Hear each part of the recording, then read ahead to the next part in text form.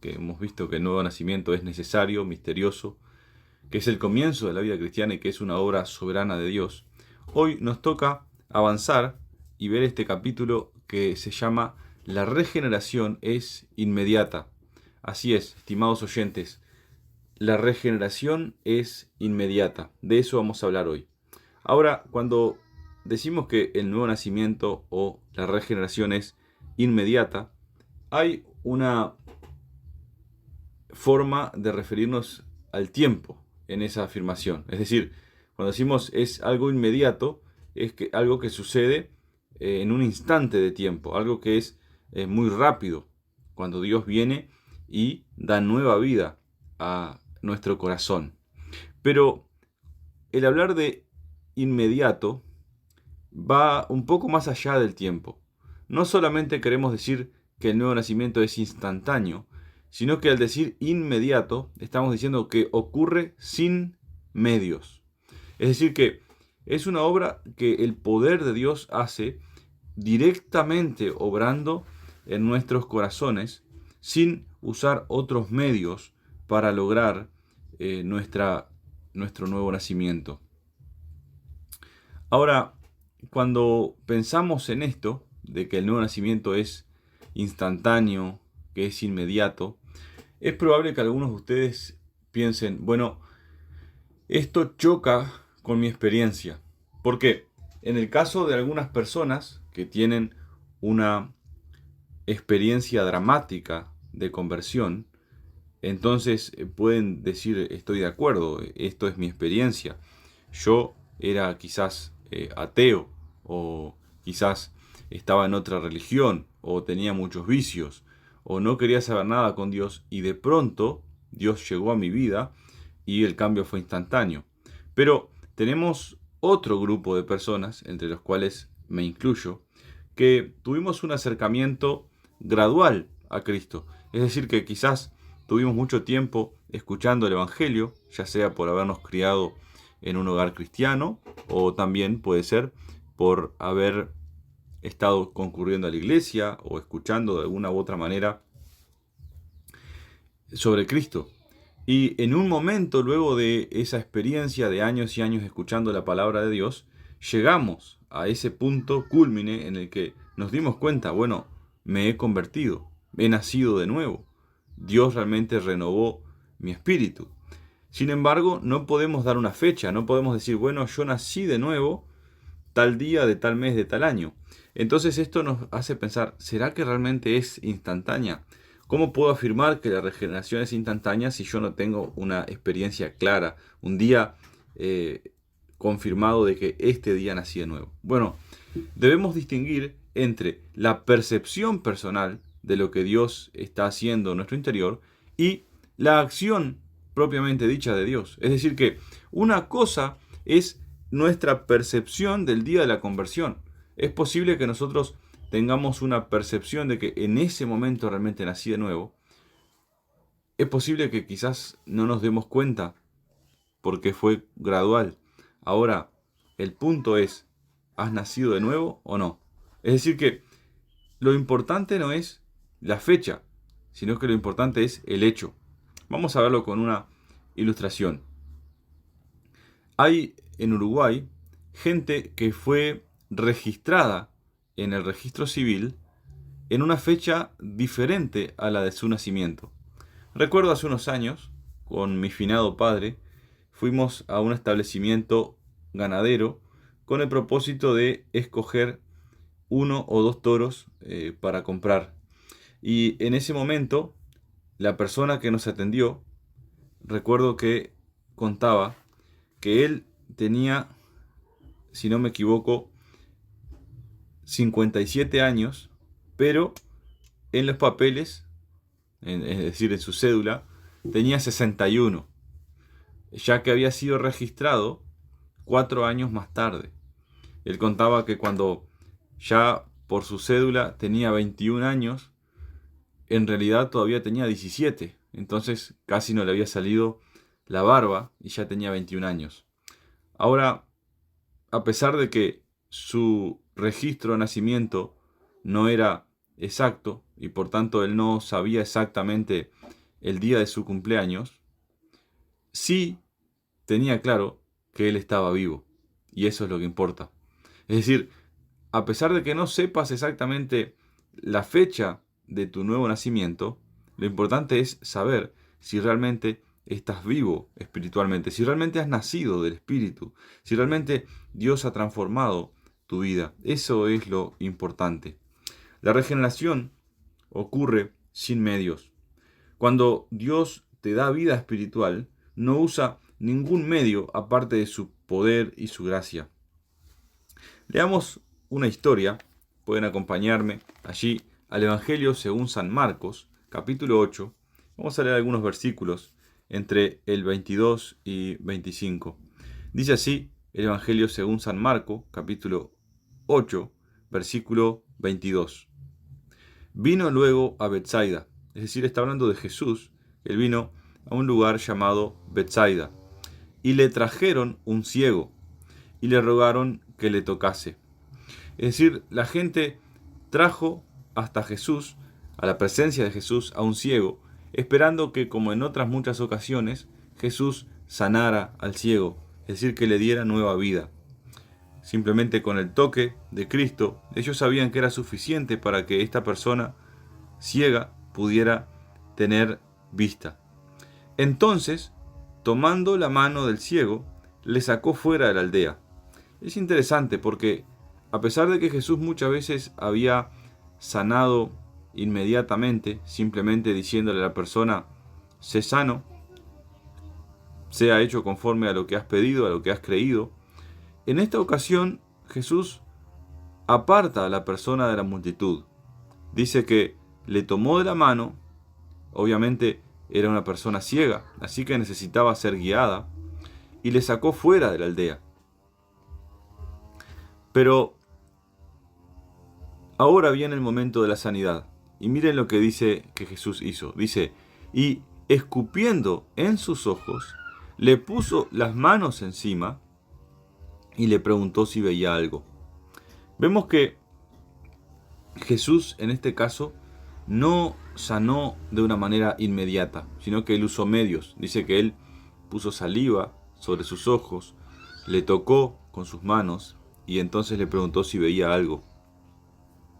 El ciego dijo, él mirando, es decir que ya ahora veía, ya no era más ciego, él mirando dijo, veo los hombres como árboles, pero los veo que andan.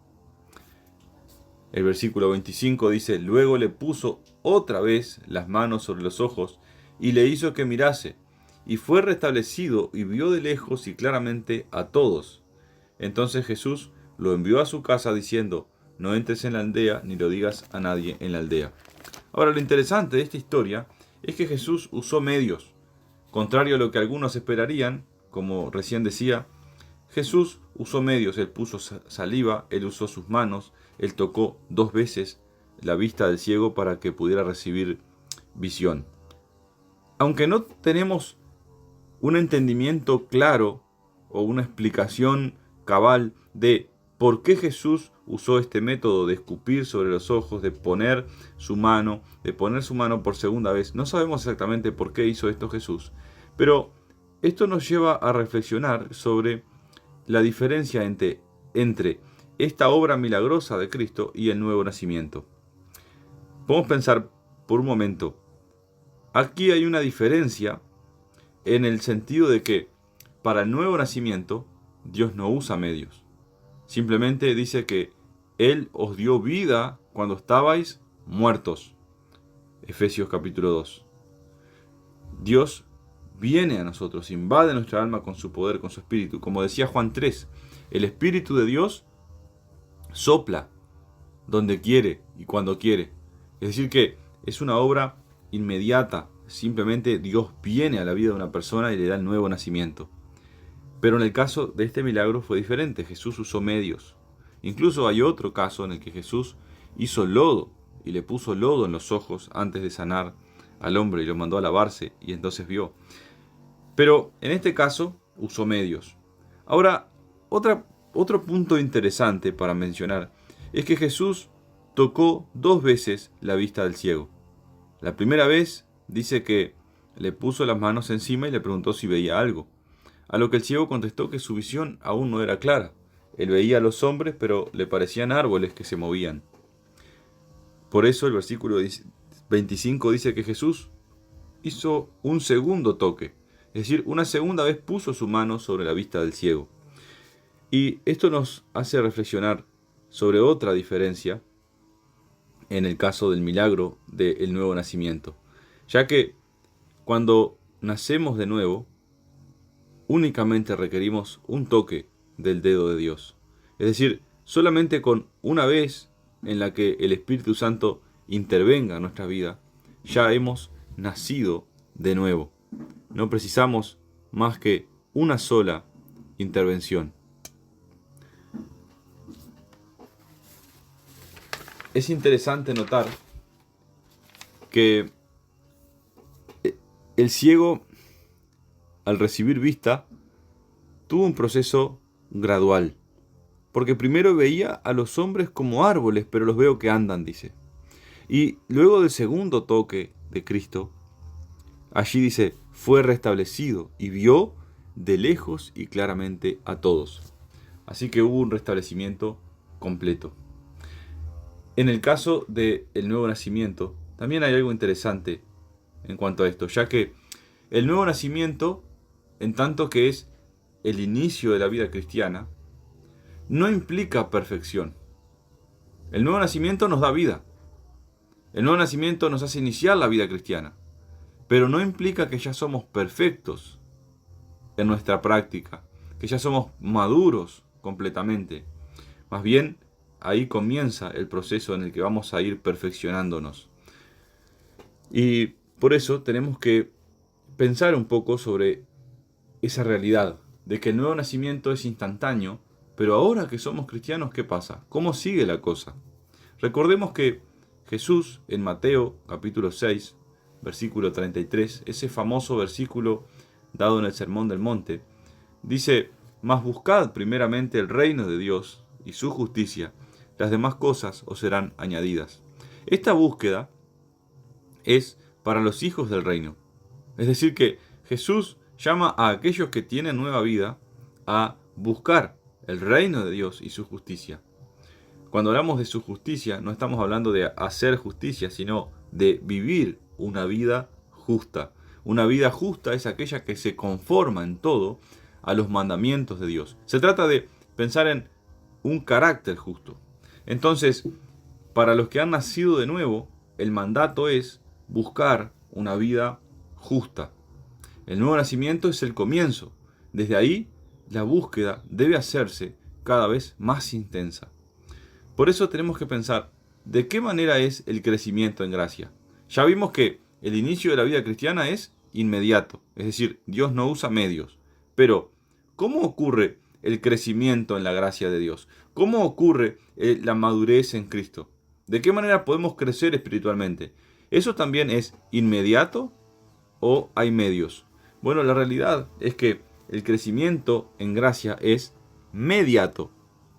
¿Vieron la diferencia? No inmediato, sino mediato. Es decir, que Dios sí usa medios. La regeneración inclina el corazón para amar, honrar y disfrutar a Dios, pero no hace que amemos, honremos y disfrutemos a Dios perfectamente. Más bien es el inicio de una vida que ama, honra y disfruta a Dios.